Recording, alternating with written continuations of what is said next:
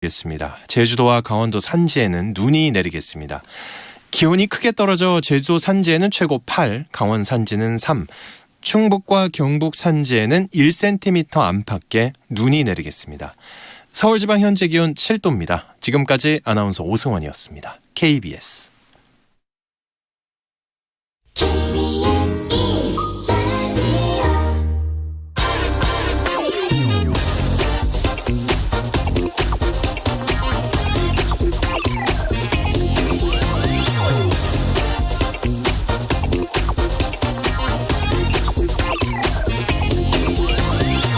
흔히 병원에 가면 실손보험 있는지 먼저 물어봅니다.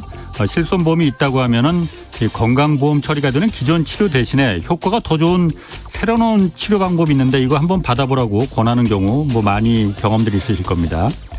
전 국민의 약 70%가 실손보험에 들어있는데 올해 실손보험으로 5천만 원 이상 치료를 받은 사람이 9만 명에 달했다고 합니다. 1,000만 원 이상 치료받은 사람도 80만 명이었다고 하니까요. 정부가 국민건강보험이 커버하는 치료 항목을 계속 늘렸지만은 병원들은 꼭 필요하지 않은 비보험 치료 항목을 더 많이 만들어냈고 치료비는 실손보험으로 청구하게 만들었습니다. 도수 치료니 체외 충격파 치료, 비타민 주사, 노안 수술 이런 것들이 이제 대표적입니다. 이 때문에 실손보험사들의 적자 규모는 지난해 2조 5천억 원에 달했고 15개 생명보험 또 손해보험사가 이 실손보험 판매를 중단했습니다. 국가건강보험 재원은 한정되어 있기 때문에 일정 부분은 실손보험 같은 이 민간보험에 맡길 수밖에 없을 겁니다. 그렇지만 병원들이 비보험 치료 항목을 무분별하게 이렇게 늘리고 또 실손보험에 가입돼 있다고 해서 이런 치료를 시술받는 이 악순환이 계속된다면은 이건 사실상 국가건강보험 체계를 유명무실하게 만드는 일입니다.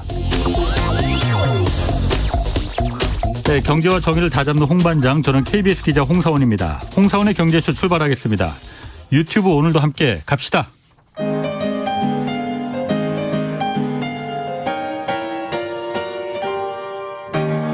대한민국 최고의 경제 전문가와 함께합니다. 믿을 만한 정보만 쉽고 정확하게 전해드립니다. 홍사원의 경제쇼. 네, 최근 서울 중심으로 해서 아파트 가격이 이제 하락세로 돌아섰고 또 거래량도 크게 떨어졌다고 합니다. 집값이 이거 변곡점에 이른 건지 아니면은 단순한 숨고르기 양상을 보이는 건지 의견이 좀 분분합니다. 그래서 오늘 이 내용 자세히 알아보겠습니다. 홍춘욱 EAR 리서치 대표 나오셨습니다. 안녕하세요. 네, 안녕하세요. 오래간만입니다. 같은 저는 종씨라서 보면 마음이 든든합니다. 자, 최근에 집값 미친 집값이라고 했잖아요, 그동안. 네, 맞습니다. 워낙 많이 올랐어요. 상승세 주춤하고 일단 거래량이 급감했다고 해요. 구체적으로 좀 어떤 상황입니까, 지금? 예, 최근 들어서서 서울 부동산 정보광장에 따르면 서울 아파트 매매 건수가 지난 8일 기준으로 해서 보면 1223건. 그러니까 한 달 동안 1000건 정도 거래가 된다라는 건 이건 너무 적은 거죠. 그래서 지난 1월에 한 달 동안 한 5700건, 5800건 거래된 걸 생각하면 거래 가뭄이다라는 말이 그렇게 틀린 이야기는 아닌 것 같아요. 원래 한 5,000건 정도 있었나 보죠. 그렇습니다. 거래가? 그래서 좀 줄었다 하더라도 3,000건, 4,000건 정도는 그래도 꾸준히 거래되는. 왜 그러냐면 이제 서울의 아파트 총 전체 뭐라고 할까요? 잔고라고 해야 될까?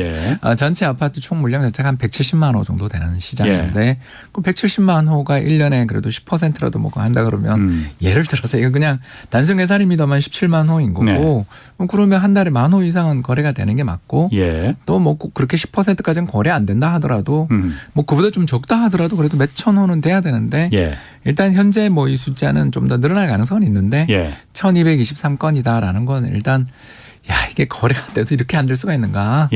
이런 이야기가 나올 수 있는 거죠. 그러면 이제 저희들 금융시장의 참가자들 입장에서 보면 이 거래량이 가격에 선행한다라는 게 일종의 저희들의 좀 신념이기도 하고. 교육이 많이 들었습니다. 또 이렇게 재무 쪽 박사님들의 논문에도 꽤 있어요. 그래서 이걸 부동산 시장의 거래 가뭄이 결국은 가격 하락의 전조가 아니겠냐라고 해석할 수 있는 그런 대목도 있는 거죠. 근데 이제 제가 봐서는 그건 아닌 것 같다라는 쪽에 저는 서 있는 편이고요.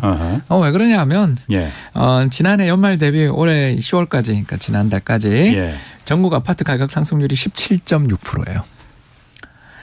엄청나게 오르. 예, 그래서 2006년이 우리 아는 것처럼 13.8% 올라서 그게 예. 이른바 버블 세븐의 해였는데 10월까지 17.6% 올랐으니까 예. 이대로 가면 뭐 전년 동기 대비 20% 이상 그래서 그 카드 버블 때 20% 이후 지금 처음으로 전국 아파트 가격 20%를 상승할 걸로 보여지는 가격이 되니까 예. 투자자들 입장에서 사고 싶은 사람이 없다 이런 게 아니라 예. 이 정도 가격이 돼버리니까 넋을 놓은 분들이 많다라고도 볼 수 있고 예. 또는 자신이 목표로 하던 지역들이 도저히 손에 넣을 수 없는 아무리 연끌을 해도 예. 이른바 이제 그 1금융권에서 부동산 담보대출뿐만 아니라 2금융권 혹은 신용대출 등등을 통해서 자금을 조달하는 걸 연끌이라고 하잖아요. 예. 영혼까지 끌어서 대출한다는 뜻인데 연끌을 해도 사기 어렵지 않냐라는 생각이 들게 되면 사람들 자체가 일단 적극적인 매수 심리가 사라졌다라기보다는 망연자실한 분위기가 조성된 거 아니냐 이렇게 저는 보는 거죠. 아 그래서 지금 거래량이 없어졌다 이 얘기예요? 예, 그러면? 그렇습니다. 그러니까 쉽게 얘기해서 거래할 만한 호가를 다 잡았다. 그러니까 무슨 말이냐면 10억짜리 아파트가 있다 그러면 매물이 11억 정도 있는 건 그래도 이해가 되지 않습니까? 예. 아유 뭐 전년 동기 대비 지난해 대비해서 전체 우리나라 아파트 가격 20% 올랐다니까 그래 직전 신고가가 10억이었는데 11억 매물이다 이러면 화는 나지만 매매할 수 있는데 그 위에 매물이 13억이다 예를 들어. 예. 그러니까 이런 호가가 떼어버리는 일이 벌어지게 되면 이걸 사야 되냐라고 생각을 하기가 어렵죠. 왜냐하면 직전 호가 대비 20% 30% 올라가 있는 매물밖에 없다면 가서 깎아주세요 하더라도 깎아줄지도 의문이거니와 이런 호가까지 내가 이걸 정말 사러 가야 되느냐에 대해서 화가 나겠죠. 일단 작은 계획이랑 전혀 맞지 않고. 그러니까 이런 면에서 놓고 보면 이제 제가 생각하는 것은 너무 심하게 올랐다. 일단 지난해 9.6, 올해 17.6이니까 둘 합쳐서 25% 이상 올랐고 아까 제가 이야기했던 대로라면 사실 2년간의 누적 상승률 30%를 전국 단위로 넘어서게 되면 이게 우리가 이야기하던 급지라고 저희들이 흔히들 이야기하잖아요. 상급지 이런 이야기 들어보셨죠. 그러니까 부동산 시장을 좌우하는 크게 요인들은 세 가지라고 우리가 많이 보는 게 첫 번째가 얼마나 좋은 일자리가 많냐. 그래서 강남을 그렇게 좋아하는 거고 또 지방 도시들 중에서는 세종시라든가 부산시 같이 그래도 그 근처 또는 주변이 어마어마한 생산의 기지들이 갖춰져 있는 곳들을 좋아하고 또 당연하게 우리가 또 보는 게 두 번째가 교통망 아니겠습니까? 뭐 살기 좋은 데가 비싸게 그렇죠. 말이죠. 그리고 마지막 세 번째가 신축이냐 아니냐 또는 신축이 될 여지가 있느냐 없느냐 용적률 규제 이런 걸 생각해야 되니까 뭐 이런 식으로 우리가 가격을 쭉 놓고서 가격 산정을 하게 되는데 이거 지금 이 정도 30% 2년간 30% 정도의 가격 상승이 딱 벌어지게 되면 예를 들어서 제가 세 가지 조건 중에서 두 가지를 만족하는데 한 개가 좀 부족하다 그러면 상대적으로 떨어지는 급지 수준인 걸로 가야 되는 거죠. 이전에 셋 다 맞아 떨어지는 신축이면서 교통도 좋고 일자리도 많고 뭐 이런 지역을 노릴 수 있는 돈이었던 게 이제 셋 중에 하나는 포기를 해야 되는 이런 식으로 이제 자꾸 뭔가를 빼야 되는 또는 인기 로열층이 아니든가 또는 뷰가 별로 예를 들어서 옹벽 뷰라든가 뭐 이런 것들 이야기 나오잖아요. 그런 식으로 우리가 뭔가를 눈을 낮추지 않으면 근접할 수 없을 정도의 가격이 돼버리고 나면 또 매수자들 입장에서 어떤 생각을 하게 되냐면 이럴 때 더 돈을 모아보자라고 하시는 여력이 있는 분들도 있겠지만 상당수 같은 경우는 좀 지켜보자. 아니면 이거 딴 데 다른 대안을 찾아보자라는 쪽으로 사람들의 마음은 상당히 갈 가능성이 있고 그게 최근 지금 시장에서 나타나고 있는 거래 부진의 요인이 아니겠느냐. 저는 이렇게 생각을 하는 것이죠. 그러니까 홍 대표님 생각에는 내가 한 10억 정도를 예상을 했었는데 집값이 지금 11억도 아니고 13억이 됐으니 망연자실해서 아예 자포자기하는 심정으로 안 산다. 그래서 이제 거래량이 안 나온다. 이 얘기신 것 같은데. 거기에 이제 또 다른 대안을 찾아야 되겠죠. 지금 자기가 보던 지역 말고 다른 지역을 새로 또 봐야 되는 그런 이제 탐색 비용이라고 저희들이 부르는 것들을 해야 되지 않습니까? 시간과 돈을 다 투입을 하지 않으면 일단 제대로 된 집들 자기가 살려는 집이라는 건 한번 사면 지금 요새 우리 아시는 것처럼 장기 보유 특별 공제 뭐 이런 제도들은 있습니다만 아무튼 주택을 매매할 때 따르는 비용이 엄청나게 커졌으니까 한번 사면 최소 2, 3년은 물론이고 5년 10년을 보고 사야 되는 게 주택인데 그렇죠. 이 가격이 이렇게 급등한 호가에 내가 이걸 사야 되느냐 또 이게 여기만 이런지 딴 데는 어떤지 보자.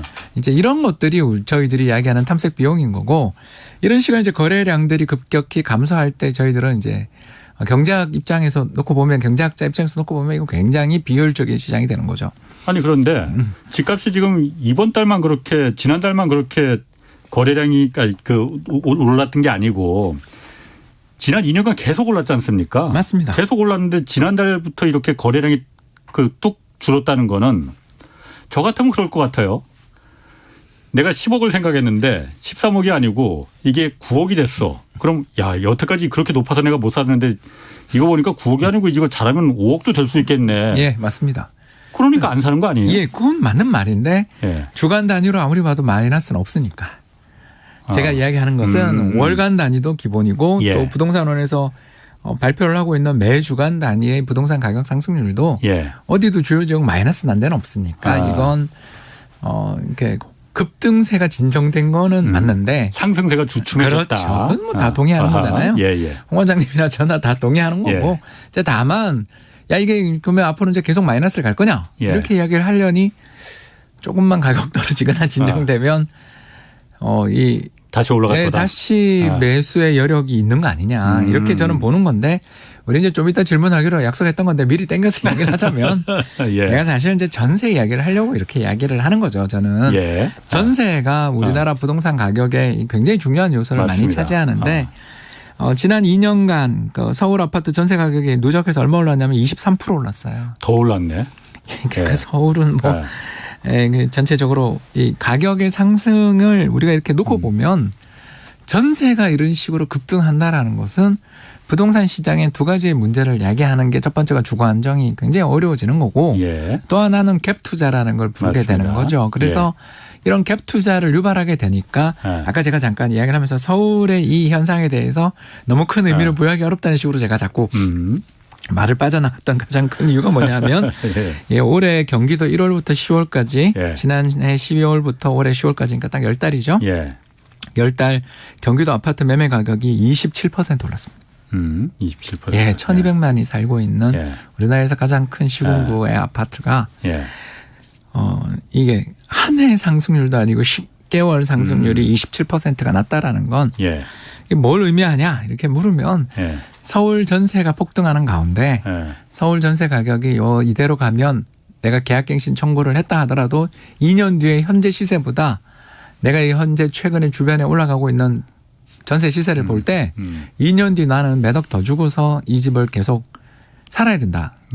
그럴 바에야 이미 오를 거라고 생각되는 전세 가격의 예상 범위를 놓고 이걸 들고 아까 이야기했던 셋 중에 하나가 좀 떨어지는 지역들. 그러니까 저희들이 아까 얘기할 때 경기도가 참 좋지만 교통망 부분에서는 서울 접근성이 좀 떨어지니까 예를 들어서 경기도가 상대적으로 서울보다 쌌었는데 그런 싼 지역이라고 생각했었던 경기도 지역이라든가 인천 지역으로 주택시장의 참가자들이 이동을 해가는 과정에서 서울은 서울대로 또 최근 고가 아파트 위주로 정말 가격이 이게 맞는 가격인가 싶을 정도의 신고가가 계속 나오는 중이니 그러니까 아까 제가 이야기했던 대로 서울은 도저히 이게 안 되니까 그래서 팔려는 사람들은 또 배짱 가격 아까 이야기했던 그런 신고가 행진을 벌이는 그런 초고가 아파트들의 가격 상승의 사례가 우리 단지도 올 수 있어 라면 높은 가격을 제시하고서 내놓는 반면 살려는 사람들은 전세 때문에 밀려가는 분들이 상당히 지금 많으니까 그래서 지금은 경기도로 가고 있는 거 아니냐라는 것이고 실제로 전국 단위나 이런 가격 상승률을 보면 수도권 아파트 가격 상승률이 전월 대비 0.26%니까 이게 전주 대비입니다. 죄송합니다. 전주니까 이거 50주잖아요. 그러니까 전주 대비 많이 줄어든 게 0.26, 0.3 정도라는 것은 아직 경기도 쪽에 이런 서울시에 살고 있는 거주 인구의 감소가 경기도 인구의 증가로 연결되고 있고 경기도의 집값을 올리면서 이게 좀 저희들이 이제 도넛 효과 또는 풍선 효과를 일으키는 거 아니냐 이렇게 저는 가설을 세우려 보는 것이죠. 그러니까 그 홍 대표님 말씀은 서울은 지금 상승세가 약간 주춤하긴 했지만은 경기도 같은 경우에는 수도권 지역은 계속 올라가고 있다 이거죠. 그거로 봐서는 지금 서울의 집값 지금 잠깐 주춤하는 게 일시적인 현상일 거다. 그럴 수 있다라는 거죠. 개연성이 본격적 하락의 시작이라기보단 너무 가격이 많이 오르고 호가도 너무 그러니 이 바에야 나는 경기도 갈래라는 매수세들의 전환이 좀 있었던 것이라고 봐야지 가격 전반적인 하락을 이야기하기는 조금 이르다. 섣부른 것 같다. 그건 좀 봐야 될 것 같고. 그러면 맞습니다. 경기도 같은 경우에는 거래량은 어떻습니까? 경기도도 거래량이 그럼 변화가 없겠네요. 예, 그러면. 경기도 통계까지는 제가 아직 못 보고 와서 정말 죄송한데요. 일단 그 수급 밸런스를 가장 잘 보여주는 것 중에 하나가 그러니까 수요와 공급의 균형을 가장 잘 보여주는 것 중에 하나가 매수 심리 지표들 이런 것들을 보면 확실히 좀 꺾이긴 했어요. 그러니까 제 말씀은 사자가 엄청 셌다가 조금 들어서 이제 KB 부동산 시세 같은 경우들을 살펴보면 확실히 사자의 그 강도는 점점 둔화되는데 그 둔화되는 이유는 두 가지로 흔히 짐작해 볼 수가 있죠. 첫 번째는 지난해 연말 대비해서 27%나 오른 집값에 대해서 가격 저항이 있을 거고요. 또 하나는 이런 우리의 지금 투자에 있어서 가장 핵심 이슈가 뭐냐 하면 전세라고 제가 이야기를 했지 않습니까? 맞습니다. 그리고 지난 5년 동안 우리나라의 전세 자금 대출의 연평균 증가율이 얼마였냐면 30.7%입니다. 그러니까 우리나라 전세 자금 사실 뭐 마땅한 규제가 별다른 규제가 없잖아요. 그러니까 많이 늘어날 수밖에 없죠. 지난 5년간 우리나라의 가계 대출 증가율이 7%인데 그 가계 대출 증가율을 안에 내부를 세부를 따져보면 전세 대출 증가율이 연평균 30.5%였다라는 거예요. 근데 이걸 이제 최근에 한도가 다 떨어져가지고 기억나시죠? 지난달 규제를 한다 만다라는 그런 뉴스들이 계속 나오는 가운데 뭐 실수요자라서 이거 규제하면 큰일 난다 뭐 이런 얘기도 있었고. 그래서 이제 그 규제를 또 완화한다라는 뉴스들까지 나오는 가운데 결국 돈줄을 쬐는 것만큼 부동산 시장에서 가장 효과적인 억제책은 없으니까 특히 지금 부동산 가격의 상승 원인이 서울을 중심으로 한 전세 가격의 급등 때문에 갭 투자, 전세를 끼고 사두자. 내가 이 지금 현재 살고 있는 전세 계약의 만기가 될 때 이사 갈 수 있는 집을 가격이 이미 상승할 전세 가격의 인상분만큼을 감안해서 그 돈을 어떻게든 연끌해서 내가 미리 갭 투자하자라는 그런 수요의 가장 중요한 뒷받침은 결국 전세 가격이 올라도 그걸 대출을 해줘서 받쳐줬기 때문에 전세 가격이 오른 면도 있고 이제 두 번째는 임대차 3법 이야기를 해야 되겠죠. 아무튼 임대차 3법은 작년 일이니까 작년부터 시작된 이 가파른 전세 가격의 상승 문제들의 최대의 공급 에너지는 전세 대출이었던 거고 그 전세 대출을 억제하기 위한 정부의 정책들이 나오니까 그죠. 가격이 높은 전세 자금 대출에 대해서 이제 대출을 중단하고 특히 고가 전세에 대해서는 보증 중단할 것이다라는 그런 뉴스들이 나오게 되면 일단 지금 금융시장에서 저희들은 항상 수급을 볼 때 저 살 돈이 있냐 어디서 나온 돈이냐 이걸 바라볼 때 이 전세 쪽에서 나온 돈들이 상당히 컸었다라는 걸 우리가 일단 가정하고 본다면 이쪽 규제가 좀 하고 특히 SGI 서울보증 같은 데가 금융당국의 가계부채 관리 방안에 부응해서 고가 전세에 대한 대출 보증 중단 뭐 이런 검토 이야기가 지금 뉴스에서 나오고 있지 않습니까? 원래 그러니까 그 전세자금 대출이 받는 데가 세 군데가 있다고요. 그러니까 한국주택금융공사하고 이제 허그 주택도시보증공사. 거기가 제일 크죠. HUG. 여기 두 군데는 수도권이 5억 이상은 전세자금을 못 받는다고 했는데 SGI 서울보증은 이거 상한선이 없었다면서요. 그렇죠. 그래서 고가주택도 20억 30억 전세도 받을 수 있었다면서요. 대출을. 왜냐하면 거기가 더 안전하다고 볼 수도 있죠. 여기 민간이니까. 근데 여기가 상한선을 지금 아직 뭐 얼마라고 정하지 않았어요. 이야기는 안 했어요. 그런데 지금 여기서도 그럼 전세 고가의 주택에 대해서는 전세 자금을 이제 무한대로 이렇게 대출해 주진 않겠다라고 방침은 정한 거예요. 그러면 검토 일정이나 뭐 이런 것들에 대해서는 함구하고 있다가 뉴스 보도에 제가 오늘 보고 온 내용이고요. 그러니까 고가 전세의 기준이 얼마냐 하면 보증금 9억 원 정도 아니겠냐. 이렇게 돼버리면 이제 서울에서 상당수 아파트들은 보증을 못 받게 되는 거죠. 왜 그러냐면 서울의 평균 부동산 거래 가격이 지금 12억이잖아요. 아파트가. 거기에다가 그 우리 전세 평균 전세가율이 60%라고 대략 이제 저희들은 60%를 보면 7, 8억이니까 이게 평균이니까. 그러니까 조금만 올라가면 9억에 바로 걸리게 되는 거죠. 그래서 고가 전세는 힘들 것이다. 그래서 고가 아파트에 대한 대출 규제의 효과는 분명히 있을 수 있겠죠. 그래서 서울이 아까 다시 이야기한 대로 서울의 아파트 평균 거래대금 거래 가격이 12억이니까 여기가 이미 우리가 12억에서 15억 아파트는 LTV라고 해서 집값 대비 전세 가율이나 또는 대출 가율 이런 것들 계산을 우리 많이 하는데 그 LTV는 주택 가격 대비해서 우리 대출 비율이잖아요. 그런 게 20% 아닙니까? 그리고 15억 넘으면 0이잖아요. 그래서 안 그래도 그쪽은 다 대출 규제를 이미 받고 있는 상황이었는데 이걸 어떻게 보면 이제 갭 투자로 피해 가려는 수요들이 있었던 거 아니냐. 예. 이렇게 생각을 그렇지. 하면서 여기에 고가 전세 자금 대출을 이제 규제를 한다라는 뉴스가 나오면 예. 이게 이제 자금 조달 계획에 자신이 없어지는 가구들이 나오는 거죠. 왜 그러냐면 이제 갭 투자를 해야 된다 그러면 이거 사서 전세를 얼마 주고 뭐 이렇게 이제 계산을 다 잡는데 만약 그 전세 일정들도 잘 안 되고 또 자기가 전세를 끼고 샀던 집들도 잘 그게 계획대로 매매가 잘 안 된다라고 생각되거나 자기가 지금 살고 있는 것도 또 대출을 전세자금 대출을 받은 상태다라고 한다면 여러 가지 면에 있어서 리스크들은 부각되는 거죠. 이렇게 되다 보니 이제 제 말씀을 연장해서 이야기하자면 이런 불확실성이 부각될 때 세게 지른다고 저희들이 표현하는데 영혼까지 끌어서 대출을 받아서 투자를 한다라는 게 이거 나중에 연장 안 되는 문제들부터 시작해서 여러 가지 위험 요인이 있으니 서울은 아까 그래서 매매 가격도 급등한 데다가 이런 여러 가지 규제들까지 계속 불확실성이 높아지게 되면 자 그러면 눈높이를 낮춰서 경기도 가자 또는 인천 가자. 요새 이제 인천이 엄청 오르고 있죠. 이런 식의 어떤 순환이 시장에서 풍선이 이제 부풀어 때니까 다른 데가 요즘은 또 뭐 경부선 기차 타고서 뭐 아시는 것처럼 천안이라든가 평택 지제라든가 이런 데가 지금 뭐 불을 뿜고 있지 않습니까? 여기를 사라는 뜻은 아닌가 아시죠? 이미 급등해 버렸습니다. 이미 이게 이 지역 가격인가 싶을 정도로 가격이 많이 올라버리는 상태니까 그러니까 이 시장의 흐름 자체를 제가 정리를 하자면 전세 가격이 갑자기 작년부터 급등하기 시작했다. 몇 년간 그렇게 안정돼 있던 3년 동안 거의 마이너스였던 전세 상승률이 갑자기 작년부터 플러스로 그것도 누적해서 20몇 %씩 오르게 되니 서울에 전세 끼고 집을 사려는 사람들이 나오다가 또 이게 집값을 올리고 하니까 이게 경기도, 인천, 특히 인천이 공급 물량도 많으니까 이런 쪽으로 이제 확산돼 나가면서 인천, 경기 집값까지 급등하고 나니 이제는 이제 그게 충청도를 향해서 움직이거나 경기 남부를 향해 움직이는 그런 흐름들을 보이고 있는 선순환이라고 부동산 시장인 사람들은 생각할 것이고 저희들이 금융시장에 있는 사람들이 봤을 때는 야 이거 큰일 났다.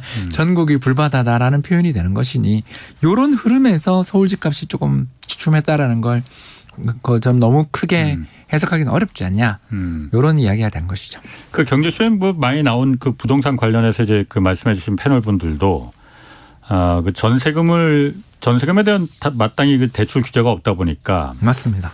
이걸 이용해서 갭 투자를 마지막 패닉 바잉 뭐 영끌 이런 용어들이 나오고 있지만은 조바심에 이제 그래서 전세를 끼고 그래서 한 채를 구입하는 실제 그 이제 무주택자들이 그 집값이 지금 이래서 많이 올라갔다는 그 논리가 맞는 것 같은데 지금 어쨌든 이렇게 서울 보증 SGI 서울 보증도 이제 그 정부가 못하니까 이제 보증보험 같은 데서 이제 해주는 거잖아 하는 거잖아요. 예, 맞습니다. 실질적으로 전세 자금에 대해서 규제가 들어가고 못 받게 되면은 갭 투자라는 게 상당 부분 좀 어려워질 거 아닙니까? 그렇습니다. 이게 연쇄적으로 억제가 되기 시작하면 뭐 어렵겠죠. 그러면 지금까지 집값을 끌어올렸던 게 갭 투자가 큰 역할을 했는데 맞습니다. 그게 불가능해진다면은 일시적인 게 아니고 지속적으로 부동산 시장이 좀 얼어붙을 그 가능성이 있는 거 아니에요? 네, 동의합니다. 그런데 아까 아니시라면서. 아니 그러니까 일시적이라면서. 그 규제가 먹히겠냐라는 이야기를 제가 하는 이야기죠. 그러니까 우리가 이 전세를 아까도 이야기했지만 고가 전세는 잡을 수 있을 것 같은데 그러니까 고가 전세에 대해 잡는다라는 표현을 이상했고 규제를 도입할 수는 있을 것 같은데 문제는 뭐냐 하면 이 지금 시장의 풍선 효과라는 게 위에 고가 아파트를 잡고 나면 그 밑에 가격대 아파트가 급등하는 그래서 최근에 뭐 이야기도 하지만 가격대별로 거래량의 감소폭이 차이가 있었다는 뉴스 보셨잖아요. 예를 들어서 6억 원 이하 아파트 거래는 그래도 오히려 잘 된 편이었고 고가 아파트는 거래가 확 줄었다. 그러니까 6억 원 이상은 거래량이 확 줄었어요. 네, 그래서 70%까지 줄었다고 하던데. 그렇습니다. 70.2% 정도 줄었는데 이 6억 이하 아파트 같은 경우는 그래도 감소폭이 상대적으로 덜했다라는 거죠.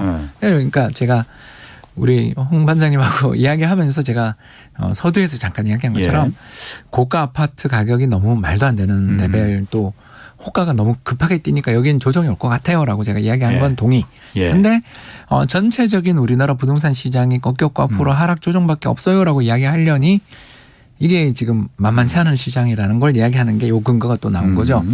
즉 아까도 잠깐 이야기했지만 주택 보증이나 HUG 그죠 허그라든가 이런 데서 해주는 게 5억 이하에 대해서는 다 해준다라는 것은 아까 이야기했던 우리나라 서울에 예를 들어서 아파트 전세에 대해서 60%까지 우리가 그 전세가율이 나오면 9억이라는 이야기잖아요. 대략. 예, 그렇지. 예, 그러면 서울 아파트 가격이 12억이 지금 평균 거래 가격이니까 9억 이하 아파트들은 아직 매력이 있는 거죠.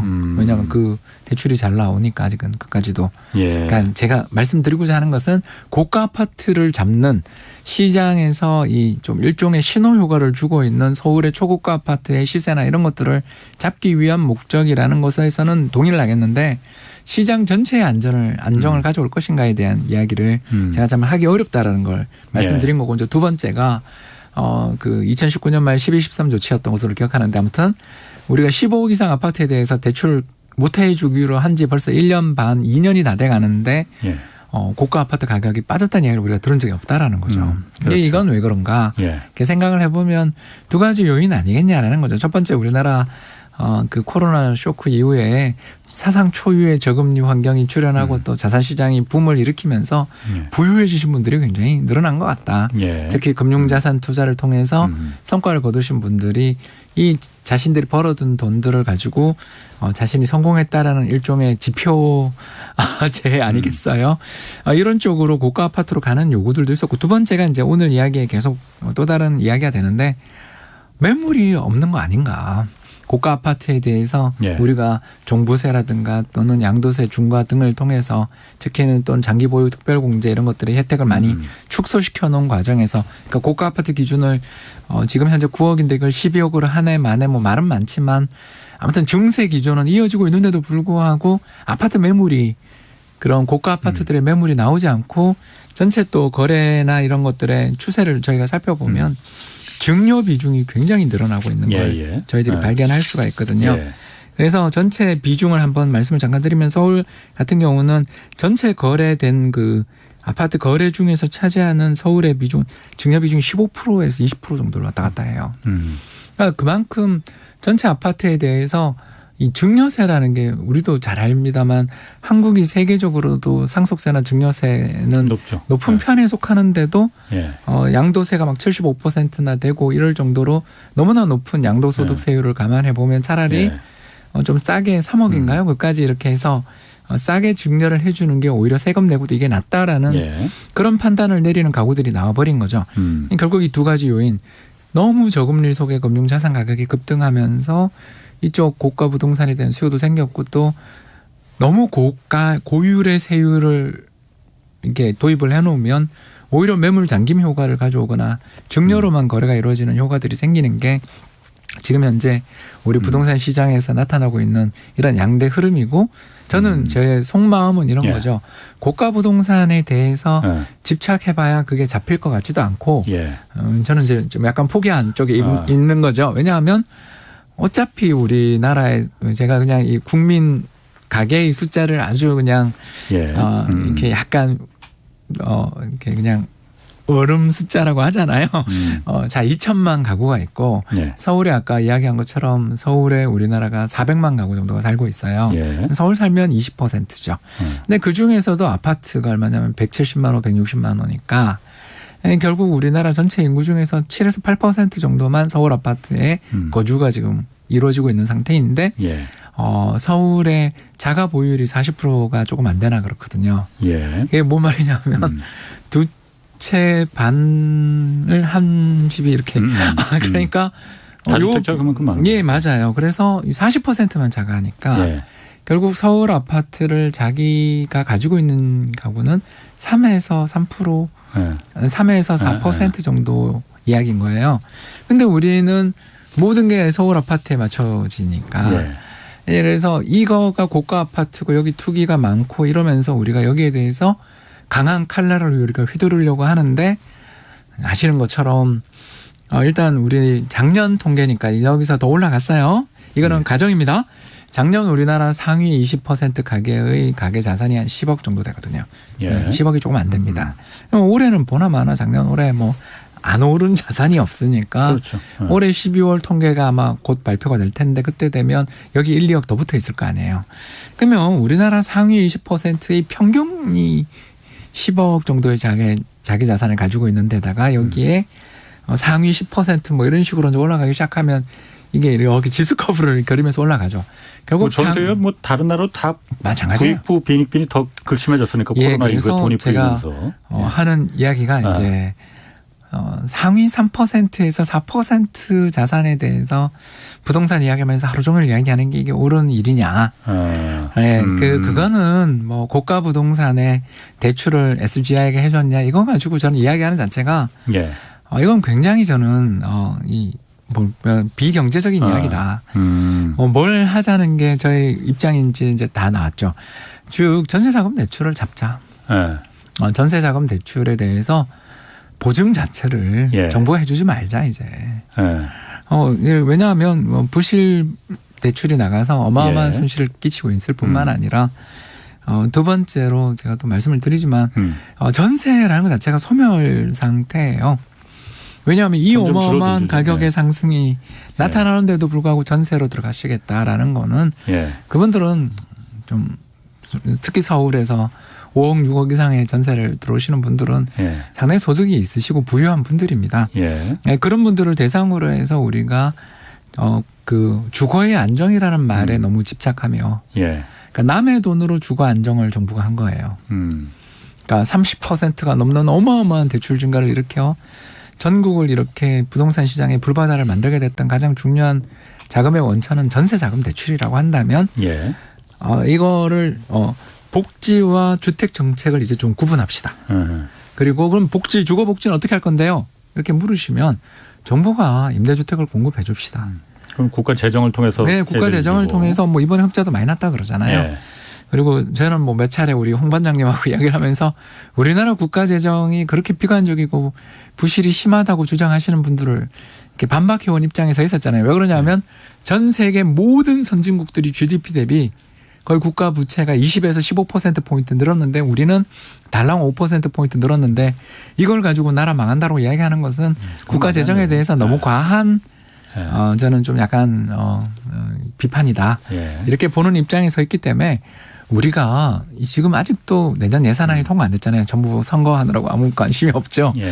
그러나 국가 재정의 임대주택 건설과 특히 도시와 예전에 만들어 놓은 임대주택들이 굉장히 공실이 많은 거 아실 겁니다. 예. 왜 그러냐 하면 일자리가 늘어나는 지역에 임대주택을 지어줘야 되는데 일자리가 늘어나는 지역은 집값이 비싸거든요. 예. 그래서 일자리가 늘어나지 않거나 상대적으로 싼 지역들 이런 것들을 임대주택 공급을 했다고 하고 그리고 실제로 그 여러 국정감사 과정에서 밝혀진 거 보면 공실이 생각보다 굉장히 높았죠. 예. 그러니까 이런 식으로 눈 가리고 아웅을 하지 말자. 아주 솔직하게 제안하겠습니다. LH공사 증자해 주자. 예. 그래서 정부 단위에서 20조든 30조든 증자를 해 줍시다. 예. 그래서 저도 알고 있어요. 그 임대주택 한 채를 지으면 몇 억씩 손실 납니다. 왜냐하면 팔면 아주 비싼 값에 분양가를 올려서 크게 팔 수 있는 집들을 싸게 임대를 해줘야 되니까. 예. 그러나 저는 국가적인 전체 비용을 생각하자. 공기업이라는 건 어쨌든 국민 전체의 공공의 복지를 위해서 만든 기관들인 거고 민간에서 할 수 없는 일들을 하라고 만든 거라면 저는 공공 민간 쪽에서 못하는 뉴스테이나 이런 민간 쪽에서 임대 사업자들을 활성화해 보려고 했던 게 지금 잘 안 됐잖아요. 예. 여러 이유로. 그렇다면 공공 임대로 가고 거기에 정부가 돈을 쓰자. 홍 박사님 어쨌든 그 정부가 좀 해야 될 일을 전세자금 대출 이 집값 잡는 거는 지금 정리를 좀 말씀 길게 하셨는데 정리를 해보면 아유 죄송합니다. 아니 별 말씀이요.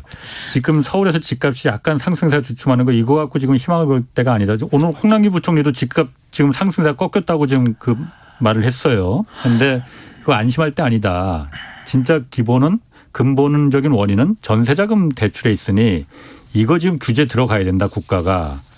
그런데 실제로 그 전세가 어쨌든 뭐 좋은 제도인지 나쁜 제도인지 그건 차치하고 실제로 많은 그 국민들이 특히 서민층들이 전세를 통해서 주거 안정을 지금 보고 있잖아요. 실수요자가 많은데 어쨌든 전세값이 올랐으니 그걸 대출을 그럼 막아버리면은 어떻게 하라는 거냐. 당연히 그 불만이 나올 수밖에 없거든요. 여기에 대해서 이야기를 해도 되겠습니까? 예. 첫 번째, 이 전세 가격이 오른 원인을 제거해야 되죠. 예. 첫 번째 전세 가격이 오른 이유가 뭡니까? 임대차 3법 때문이잖아요. 예. 작년 8월부터 네. 갑자기 서울을 중심으로 해서 전국의 전세 가격이 누적해서 22% 정도 올랐단 말입니다. 예, 예. 자, 그렇다면 이 법에 문제가 있다는 걸 흔쾌히 인정하자는 거죠. 예. 그래서 특히 전세, 전월세 계약갱신 청구 등을 둘러싸고 어마어마한 소송이 진행 중이라는 것도 우리 알고 있지 않습니까? 예. 그렇다면 이 법을 개정합시다.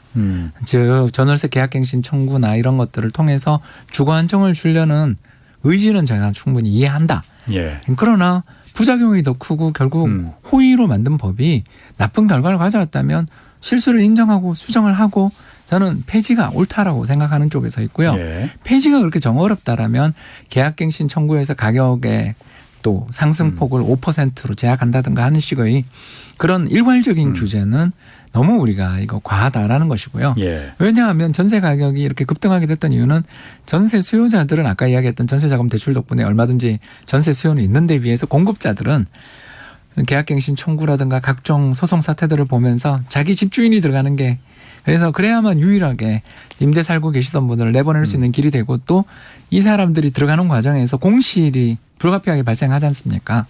뭐냐면 전세 인테리어를 자가 인테리어로 바꾼다든가 또는 여러 가지 이런 이율들이 벌어지면서 공실들이 늘어나는 과정에서 또 이걸 월세 전환을 시켜가는 과정에서 전세 공급이 줄어들어서 이런 일이 생긴 거고 예. 여기에 더 보다 근원적인 건 정부가 임대주택 지어주진 않고 전세 자금 대출로 남의 돈으로 그렇지 않습니까? 은행 돈으로 복지를 했기 때문이었던 거잖아요. 예. 이 둘이 복합적으로 만들어져서 벌어진 사태라면 이 둘을 해결하는 방법은 첫 번째 아까 잠깐 이야기했던 이야기대로 임대차 3법 개정하거나 폐지합시다. 그리고 예. 두 번째 전세자금 대출 중단까지는 힘들더라도 경과 규정을 둬서 서서히 낮춥시다. 줄여나가고요. 그럼 어떻게 해줄 것이냐. 월세로 전환할 수밖에 없잖아요. 예. 이 뭐 정해져 있지 않습니까? 우리나라 그렇죠. 전체 예. 거주 상태를 보면 뭐 다른 나라도 다 월세. 그렇습니다. 60%가 자가고요. 예. 20%가 전세, 20%가 월세 또는 다른 여러 가지 요인인데 전세가 계속 줄고 있는 상태입니다. 자, 예. 그렇다면 전세가 줄어드는 것은 어쩔 수 없는 문제라는 것을 좀 인정하고 예. 월세로 가게 될 때 우리가 예. 월세 납입 어차피 내년 봄부터 6월부터로 알고 있는데 임대차에 대해서 다 등록제로 가게 되면서 얼마 등록해 줬는지가 다 나오거든요. 그렇죠. 예, 그러면 쌍방 쪽에서 나오는 보고된 숫자가 차이가 없다라면 이건 맞는 숫자잖아요. 우리가 실거래가 통계들이 나오고 그러면서 다운 계약사나 뭐 이런 계약사들이 사라진 걸 다 알잖아요. 예. 자, 그렇다면 거기에 연말정산 공제해 줍시다. 예, 그러니까 이게 돈을 예, 들이지 그 얘기는, 않고, 예, 맞습니다. 그 예, 얘기는 많이 돈을 나와요. 들이지 예. 않고 해결하려고 드니까 이렇게 어려운 거예요. 예. 다시 말해서 정부 재정을 쓰지 않고 정부가 한 푼 쓰지 않고 그냥 제도만 좀 바꾸고 또 규제만 한다고 해서 집값이 잡힐 안 문제였다라면 되지. 지난 7년간 이렇게 오르지도 않았고 예. 특히 지난 2년간의 이 어마어마한 가격 상승은 우리 경제 전체에서 가장 위험한 곳이 어딘지를 보여줬어요. 예. 가계부채고 그 가계부채에서도 가장 위험한 건 전세다. 예. 그렇다면 이게 물론 굉장히 리스크가 있는 선택이라는 건 알고 있지만 상황이 이까지 됐는데 서울 집값 잡힌다라는 이런 정신승리는 그만하고 예. 네, 저는 그렇게 생각합니다. 그렇군요. 예, 하지 말고 좀 대안을 구체적인 대안을 내는 게 지금 현재 책임 있는 정책 당국이 해야 될 일 아니냐라는 것입니다. 그 임대차 3법 제도에 대해서는 지금 그 홍 대표님, 홍 박사님 말대로 그 지금 폐지하거나 개정하거나 그런 완화 주장도 정도는 있고 했으면 좋겠습니다. 뭐 이게 좀 더 기다려 봐야 된다 이런 의견도 물론 있습니다. 뭐 그런데 그거는 이제 누구 말이 맞는지 모르겠어요. 그러면은 또 하나. 예. 어쨌든 아까 다주택자 얘기도 했지만은 마찬가지로 집값을 올린 그 매물을 잠기게 만든 그 주 요인 중에 하나가 임대사업자 등록제도라는 것도 있었지 않습니까? 그 부분은 어떻게 생각하십니까? 그 일각에서는 그 당장 지금 다 그 폐지 혜택 없애야 된다. 뭐 점진적으로 이 의무 보유 기간이 이제 다가오니까는 사라지겠지만은 지금 당장 없애야 된다. 지금 불났는데 언제 지금 몇 년을 기다리느냐라는 의견도 있거든요. 네, 뭐 그런 이야기를 하는 마음은 이해하는데, 예. 2018년 파리 대책에서 주임사 제도가 이렇게 강화된 거 아니겠습니까? 예. 그 전에 있었던 73 대책도 그렇고요. 예. 이런 일련의 대책들을 통해서 임대사업자 제도들을 도입했던 이유가 뭐냐면 다주택자들이 적극적으로 집을 사들여서 다주택자의 투기 때문에 집값이 올랐다라는 판단에서 예. 이 사람들의 매매를 못하게 8년 준공공 임대라는 형태로 막은 거잖아요. 예. 그렇게 되면서 매물 잠김 효과가 나타나면서 가격이 올랐다고 이야기하지만 다른 한편에는 뭐가 있냐면 이분들은 임대료를 못 올리거든요. 예. 아시잖아요. 8년 그렇죠. 동안 예, 임대료를 올릴 수가 없어요. 예, 예. 그러니까 우리가 주거 안정 정책에 있어서 그 정책이 왜 잘못됐냐고 저는 물은다면 예. 집값을 잡겠다는 정책에다가 자꾸 복지를 넣은 거죠. 예. 그래서 민간에다가 떠넘긴 그렇죠. 거지. 민간에게 떠넘긴 국가가 거죠. 할 일을. 국가가 할 일을. 그래서 민간에게 주임사 제도라고 이제 축약해서 이야기하겠습니다. 제가 지금 혀가 꼬여가지고 한 40분 이야기했더니 혀가 꼬여서 주임사 제도 이러면 군대가 갑자기 떠올라가지고 주임사 제도 주임 원사. 야 그분한테 너무 오래 고생했잖아요. 행복한님들한테 계속 하겠습니다.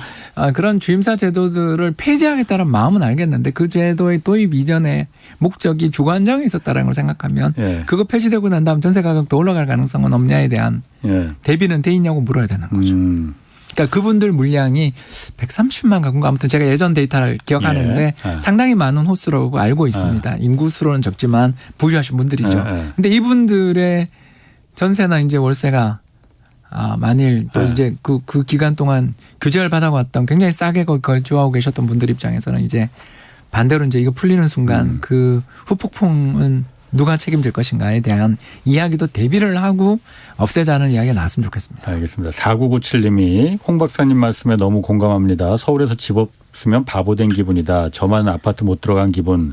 종일 고액의 아파트 얘기만 하는데 빌라 살면은 이거 국민도 아닌 거 봅니다.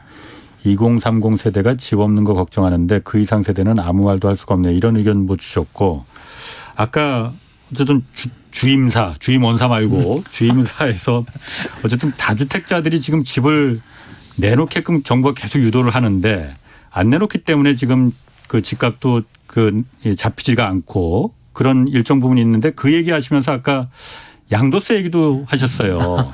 양도세가 이렇게 높은데 다주택자들이 이걸 내놓겠느냐라는 부분이지 않습니까?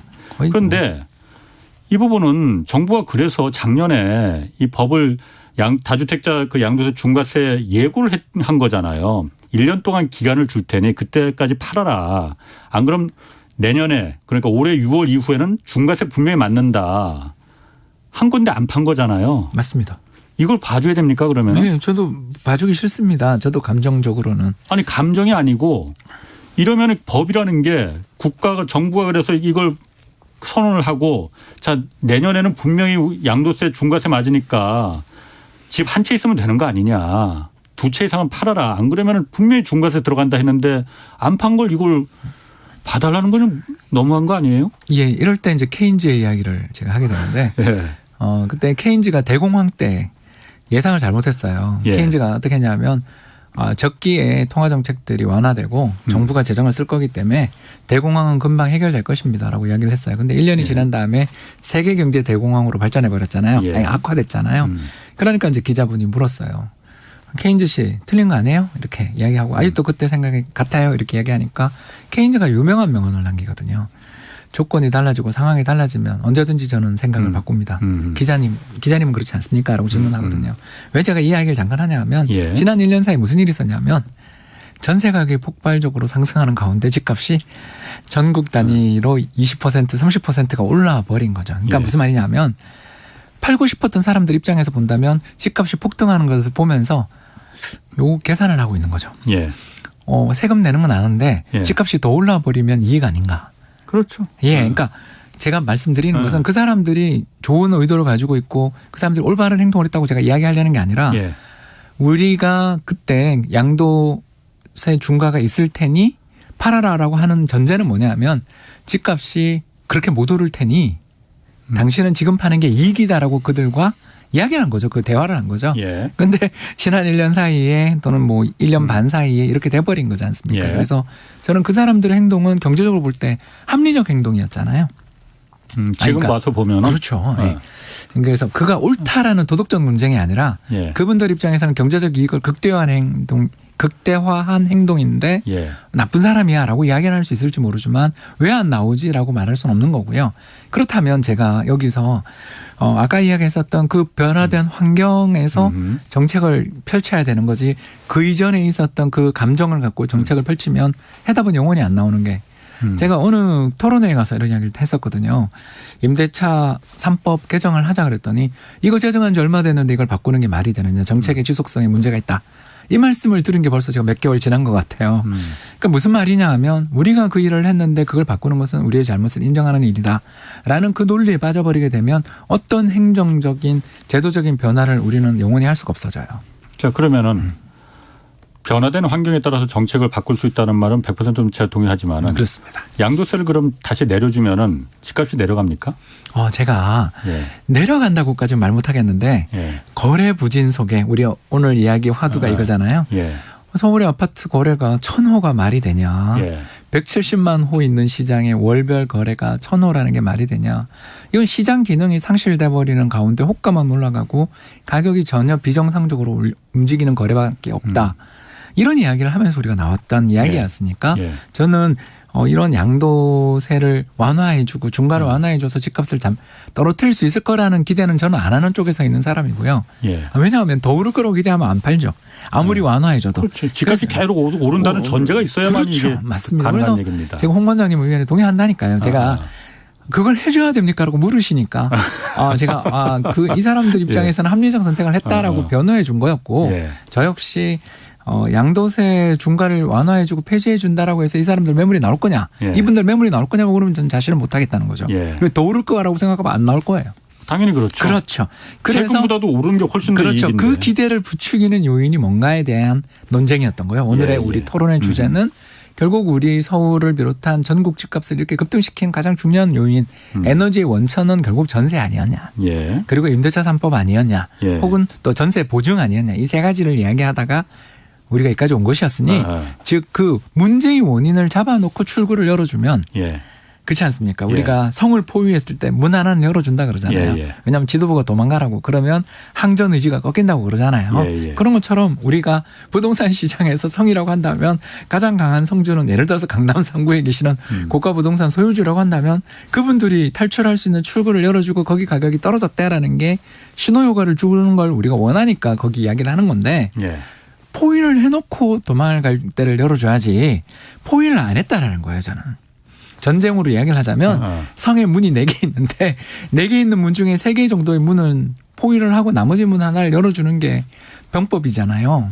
그런데 나머지 3개의 문을 제대로 포위도 안 한 상태에서 도망가라 그러면 성주가 도망가겠냐는 거죠. 아니 1년 동안 열어줬는데 그때 도망가지 않았는데 그럼요. 지금 와서 다시 열어준다고 도망가겠냐 맞습니다. 이거죠. 저도 홍 관장님 의견에 동의한다는 거죠. 그 부분은. 그래서 그건 저는 중요한 이슈가 아니다.